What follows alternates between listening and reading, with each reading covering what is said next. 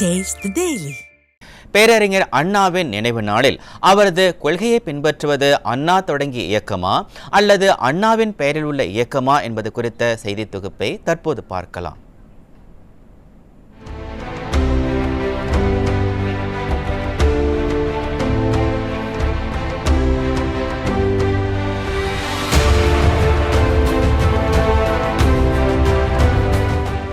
அறிஞர் அண்ணா கடமை, கண்ணியம், கட்டுப்பாடு என்று நமக்கு போதித்தார்.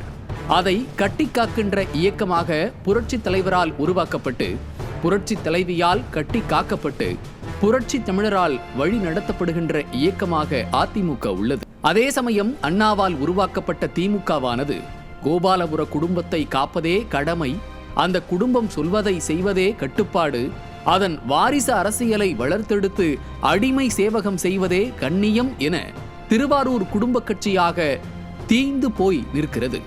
ஒன்றே குலம், ஒருவனே தேவன் என்ற அண்ணாவின் கொள்கையின்படி எந்த சமயத்தினுடைய விழாவாக இருந்தாலும் அதில் பங்கேற்பதும், வாழ்த்து சொல்வதும், அவற்றை வழி நடத்துவதுமாக பீடுநடை போடுகிறது அதிமுக.